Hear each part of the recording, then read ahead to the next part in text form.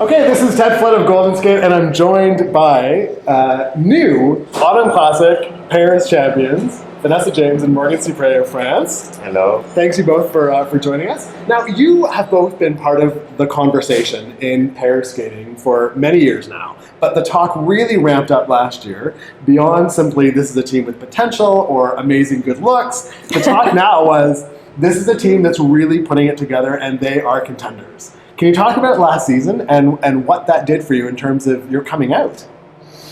I think the last season was just a dream for us, and we got finally the result we wish, a medal in Grand Prix, a medal in European, and we won World Team Trophy. We won World Team Trophy. So that was like just an amazing season for us. Mm-hmm. And I'm really proud of this, and now we are here. We did some mistake today, but we got a pretty good score, and it's make us, I think, confident for the next. Mm-hmm. Yeah, last year was a dream come true. We had been dreaming of getting a medal at Europeans and a medal at Grand Prix, and we've always been kind of close, but yet so far. And finally, we got it in our hands. And like I said, the competition was fierce. Everyone skated clean at European, so it wasn't a stolen medal or, I wasn't even nervous at that point because we are so well trained, and Morgan was like, I could see his face because he was freaking out. But I told him, because we saw the score, and I said, it doesn't matter, because it doesn't matter what they do. We should expect skaters to skate well at this level. Mm-hmm. Nowadays, we're skating with the best in the world, so we can't expect them to make mistakes. We should expect them to skate as well as they did or better. So we have to be up to par. And that's what we were. So we were very proud, and we couldn't ask for a better season last year. Except for this season. We need to be better this season. Ask for more. Ask for more this now. Season. I want it. I think we just made a good choice to come here in Florida and train with John and the team, actually, John Kerr, Jeremy Barrett, Sylvia Fontana. I want to say thank you to Maxime Rodriguez, who is making amazing music for us. Yeah, without Maxime, none of this would be possible either, because he makes such a significant part of our music, making it strong. And Say Something it's a beautiful song, but it's very monotone. And he was capable of making it as strong as Sound of Silence last year. So he is a big part of our team also. We are so annoying with him. We ask him all the time, can you change this? We need 3 more seconds. Can you please help us? We have a time violation. And he is always there and does everything that he can. He's amazing. So you said that you weren't nervous at the European Championships, which comes as a surprise because you were in amongst the really best, strong teams that I wouldn't want to be going up against. Exactly. Russia 1, Russia 2, and the Germans. Mm-hmm. And so how did you stay not nervous? How did you stay calm for that? It's just... Morgan was nervous. Don't say No. I said I was nervous. We were nervous for one time. But we just trained a lot. And okay, it was hard because everybody skates before us and skates really well. The score was really high. I remember... stepping on the ice and just watch the screen with the big score and everything. I was like, yeah, I saw his face. I said, it's gonna be okay. A big deal, but I told him, because I can see when Morgan's nervous. He's not often nervous because he skates very well all the time. But you're welcome. Have a good partner. Right. But I can tell when he's nervous. And he saw that score and I said, it's okay. And I don't know why I wasn't nervous. I think I had gained a lot of confidence. And I knew that there was no reason for me not to be scared. I knew that everyone was going to skate well. If they didn't skate well, okay. But at this level, and the people that we were skating with in that group were going to skate well. They're the best. Mm-hmm. So I said, well, the only thing I can do is my best. I said, we can do it. I wasn't nervous at all. And I think we were so well trained at that point that it just became automatic. Mm-hmm. So fast forward to the World Championships in Helsinki, and obviously a bit of a disappointment there in the short program. Yeah. But then you really got the last laugh at the World Team Trophy when you won that event. Yeah. How did you sort of pull yourselves back together after Helsinki to perform so well in Japan at the World Team Trophy? I think everything happened for a reason, We did a really bad performance in Skate America in the first competition last year. Mm-hmm. and because of this, we can handle it and change the mistake and change something in the practice and how to go in the competition. So afterward, it was just some silly mistakes, I think, on the twist and the short program, and in the long program, it's just happened. You know, you cannot be like a machine in every competition, and we just want to skate well for the last competition and the last event for us, and people love our program actually, so we want to give us like a nice gift to finish the season. So. Was it hard to say goodbye to those programs that brought you so much success? It was, but we had so many good moments with it. I think it was better to leave them. There's no point in trying to do better when it was our best, you know? So it was bittersweet.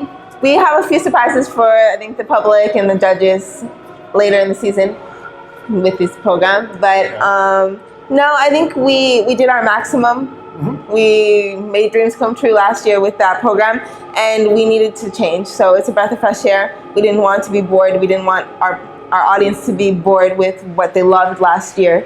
So, yeah, I mean, everyone was a little bit sad that we left them, but I think seeing these programs this year, hopefully we'll make them love it just as much or more. Right. So was there the thought to hold on to the programs? Was it ever a consideration? Because this seems to be the season where everyone's keeping pulling back old programs. It was a thought. I think that's a good thing for us because we just create something new, and it's I think good surprise because we got some good feedbacks at this competition, and I'm pretty happy about this. I feel good in both programs. Today it was just a little bit hard at the end because it's the first competition, you know, and how is it? But I'm pretty happy about this, and I feel confident in this program. And yeah, you know, some people like Yagudin have amazing program on the Iron Mask and stuff like this, but if you repeat this every year, people are like, can be a little bit boring, even if it's Yagudin, like the But the Mask is a pretty good program. But fair enough. So you've also had some changes in not changes in your training session, but you know, some new fellow skaters who have come to join you. Megan and Eric have now skated a little bit in Florida and dipped into some of the intel and the expertise of John Zimmerman and the team there. Yeah. What has that been like to share the ice with two-time world champions like that? It's just like, it's a gift for us, I think. We are just proud they are coming in our team to work with us and work with our coach and our team. So it's just amazing because, like you said, they are 2 times world champion, and we are not even on the top 5 at world. So it's like really good. It's a compliment that they want to come and work and see what our coaches are doing with us and skate with us because they are world champions and they've been so innovative in their skating, doing quadlets. They were the first ones doing them. And they've had great moments in their career. So the fact that they're coming just before Olympics to get something more and coming our way is just, it's a compliment and a compliment to our team. And it gives us confidence that we made the right choice. And them as skaters, we've trained with them before when we were working with Richard Gauthier and Bruno Marcotte when we started in Paris. And it was a different kind of aspect because we were just learning. And now working with them as real competitors on the same ice, they're amazing to work with because they both have really great energy. She's like a electric peel, like a battery, you know. She always has great energy. She's very nice. He's calm, so they're very complimentary and very nice, and they're not over competitive. Like every time they step on the ice, they need to do things well, and if they have a bad practice, they don't like say that they had a good practice. They just said they have a bad practice. They compliment us when we do good things, you know. So it's a very nice, they keep it real. They're just whoever they are. They're not, you know, putting on a facade. So it was really, they brought us good energy. You know, it's nice to train with people our level and our age because we skate with a lot of young skaters at our rink who motivate us also because they work hard. But it's nice to have, you know, now and then, especially people like Megan and Eric come skate with us. So it was cool. Good. So now going into this Olympic season, can you talk about your music choice for the short program and the long program? So I will talk about the long program Yeah. because I Pretty much shows it. It's your baby. Yeah, so it was like I said, really hard after the last long program, to choose something. And I just listened this music. I knew already this music, and I was like, oh, maybe this is interesting. And I remember my friend Florent Modio skate an exhibition on this, and I really enjoyed to watch him, and he's one of my best friends. So I was, okay, maybe this can be good because I have some pictures in my head about him, and I can like translate in us, and we just kept the music directly for us. And Oh, we our said- choreographer was happy to work on this. So He said we like it, but we need Maxime. Of If we course, skate yeah. to it, it can't be like this the whole way. And he was like, let's see what I can do. And then I asked him how it was going. He was like, it's going to be amazing. So from then we were like, we're set, we're good. Right. And then the short program was very difficult. I mean, we didn't pick until the last minute what the program was going to be because I liked something, Morgan didn't like it. Morgan liked something, John didn't like it. John liked something, Sylvia didn't like it. And then, of course, the most picky one was John Kerr, and he's a choreographer, so he has to like it, and he didn't like anything. Okay. So then I was just like, we were looking all summer, and we didn't want to copy too much last year's, but we still need to stay in our style because we didn't want to try something new before Olympics. We found something that suits us, so we need to stick with it, especially this year is very important. But it was so hard. And then finally I heard this song. I was just skimming through, YouTube videos, and I heard this song I never heard from Ed Sheeran. And I was like, oh my gosh, this could be amazing. Played it one time at the rink, and all the coaches were like, we're skating to this. This is it. And Jeremy was like, if you guys don't skate like this to this. And I was like, this is the song. It's Destiny. Because I only played it once, and everyone was like, stop. This is it. So I was really happy. Yeah. It was hilarious. And I had only heard it once when I was looking through it. Right. But yeah, it was cool. It was like everyone for one time agreed. yeah, Bought. directly. Yeah. So it was cool. Now, in terms of technical elements, the quad throw is obviously still something that you guys are chasing, and a beautiful execution of it here in Montreal at the Autumn Classic. Thank you. 2-footed, but hey, great It's- flow out, and It's very hard for us to do it on one foot because it's so massive. I mean, Megan has this technique where her triple looks like a double, so her quad looks like a triple, Right. whereas mine has a little bit more, I don't know, maybe Arc or yeah, Distance. So it's Yeah. not the same technique at all. My legs are very tight and hers are very open. It's not the same technique at all, so it's very difficult for me to land on one foot, but we're working on it slowly. We just want to make sure that it's controlled and that it's not dangerous. So for now, we're taking little steps, and if we can keep landing like that, then I can have a little bit more confidence to land on one foot. Anyway, I sign if I need to sign for a quad like this in Olympics. With the rest. You know, But just the quad. yeah, I think we have a different technique for the quad. So it actually really looks like a quad, whereas others, it's very hard to tell just with their technique. But I really like what ours looks like. And we're working on it, but last year it had a little bit more speed. It was a little bit more out of control. And this year we're really focusing on keeping it very under control, very technique, a little bit slower. Okay. We also put a transition before it. So I think we can get some points out of it. For now, we're sticking to the 2 foot until I can start getting consistent. Yeah. So you talk about keeping the danger out of it and controlled. How high risk in terms of injury is an element like that? It You're is. also not teenagers. Yeah, I'm getting old, 30 years old. You want to make sure that you don't injure yourself in a critical season such as this. Of course. It can happen every day. If I be honest, the fall on the quad can be really, really bad for her. You have some bad, but I put butt pads on. Okay. yeah. It's like my thing now. Even if I'm comfortable doing it, even on the 6-minute warm-up, I put it on because last 2 years ago when we were trying it, I had a hematome, but it wouldn't go down. It was huge. It looked like I had hips that I don't have, and it wouldn't go down. So they had to it was huge, and they had to suck out the blood and the inflammation because it wouldn't go down, and I had to take a few days off.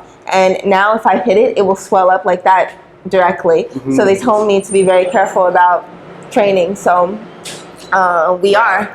It's not worth falling and getting hurt for We are something doing so the silly. quad every day, actually. Yeah. And like I said, every day can be something bad, but we are really carefully It's on this.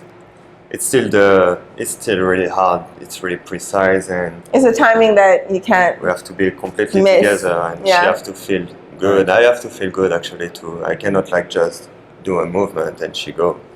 We have to be in sync like completely. Have you thought about, there are other teams are also attempting the quad twist. Is that something that you've ever experimented with or thought about? Or Hell no. Do Twist? you want to think about that a bit longer? No.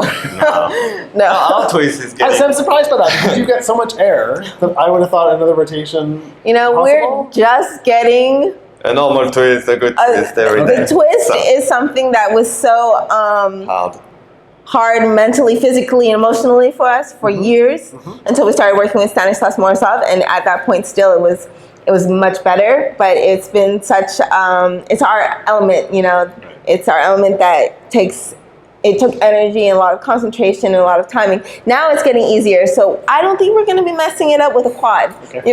Forget I asked. No, it's just getting easy. Now we don't have to think about it, but we're getting +3s on it. There's no point in us trying to do something else and messing up the rest because we already have a difficult element, and we need to keep everything clean with difficult elements now. So there's no point in trying it right now. So Gotcha. You've been to the Olympics before, but coming into this season as now, a possible dark horse, a medal contender. What does this season feel like, and how do you pace yourself throughout it? Let's see. Actually, we are thinking obviously of Olympics every day. I think on practice, and it's always in your mind. If you want something from Olympics, you have to think about Olympics every day. And so I'm really proud to be in the kind of last group and with the best skaters. And we just have to do our job this season. And going like this, I think it's a good point for us. And we have to just continue increase and follow our dream, I think. And let's see. We can just control ourselves. We cannot control the adversary. So. yeah, I think something we need to do is concentrate on ourselves. Concentrate on what we're doing. If it works, it works. If it doesn't, judges will do what they believe, but we are only in control of what we're doing. So, contender or not contender, if we skate well, we'll get the results. So I think we shouldn't put too much pressure on ourselves because last year was like our coming out. Some people have been there for years. They know that they're a contender. We're just coming out. So instead of getting all in the buzz and thinking about it, I think we need to do what we did last year, which was show what we've learned each year. So that's what we're going to do. Now, in past years, you've come real close to qualifying for the Grand Prix final. Yeah. How important is that qualification for you this season? It's gonna be just a gift for We need to do it. our last. No more falling on death spirals and getting lifted up on spins and. No, actually, we just missed it last year because we didn't Skate America. But you know what? I'm very proud because that catastrophe that I did in Skate America pushed us to skate the season that we did last year. I went to go see a sports psychologist. It was like my last straw, and it gave me a lot of confidence. And champions are made from falling and getting back up and building, not just easy rides. So Skate America and no Grand Prix final, I will give easily for the season that we did last year and this season. So. Well, I think you've also shown that a team or a skater doesn't have to necessarily qualify for the Grand Prix final to still be a contender by the time World Skater gets around. Well, in this year Olympics, but I imagine it's nice to be part of the conversation, nice to be part of the Of course, yeah. We want to go over there, like in the. Of course, we want to qualify. Final, yeah. of course, but I prefer to have like an Olympic medal than a medal in final. I think each is important, but each one step by step. We didn't do it last year, so hopefully we'll do it this year. If we can have both, I sign now. Yeah, but everything step by step. If we keep getting scores like this with the mistakes that we made, and then do a next program with less mistakes and the scores get better. I have no doubt that we will be qualified for the Grand Prix final. But like I said, we need to stick to thinking about what we do every day, having more confidence, being more generous in our skating because it was our first time out, so we weren't as, fluid and, giving, we weren't as expressive as we would be at the end of the year like we were at Europeans. So Right. it's a good start for us, and I think we will qualify, You have to be confident, but step by step. We have skate Canada first, and then we'll do France. We did our and first then, step here, and we are really proud, and we can work on what was wrong today, even yesterday, some little things, and step by step, and just think like we can do it, but we don't want to think we have to do it, and that's it. Right. We can do it, and we will maybe do it. Last question. Many of your competitors heading into this Olympic season have or come from countries and federations that have a long legacy in pair skating. So China, Canada, Russia. France doesn't have that same kind of legacy. Does that put you at a bit of a disadvantage, or how do you sort of tap into those additional supports to motivate and push you? I think it's kind of better for us because we are the little French team. Nobody expects us to come where we are right now, and I think we have like an amazing crowd behind us and a lot of fans, and our federation is doing well for us for training for the practice in Florida, and we are just here and we're gonna do our best. That's it. we had really good examples, Sarah Arbutbol and Stéphane Benedis, and we've watched them skate, and they were great skaters. And it's true we haven't had a lot of examples, but I think it's something that we can be proud of because we've done a lot alone, kind of, in the beginning, and because we didn't have these examples and all this around us, we were able to leave the country and work with Stanislas and work with Richard and work with John and Sylvia. We're lucky today. Maybe if we had such examples, we wouldn't have the style that we do today. It's a little different than any other country's style or people's style, and we probably wouldn't have worked so hard, Sure. So it ends up being a good thing, and we take examples from everyone because the Russians have beautiful technique, and the Canadians are athletic, and the Americans are graceful, So we take a little bit from here and there, and I think it made us stronger. Well, it has been phenomenal as a fan myself to watch you forge your own path this last season, taking the bold move to join new coaches and move training sites and the successes you've had. So it'll be extraordinary to see how this season unfolds and to watch for you. So thanks so much for chatting with us. Thank you. No problem. Thank you. Great. And I want to say thank you to my family and my friend who is supporting me. Merci à vous tous. Voilà.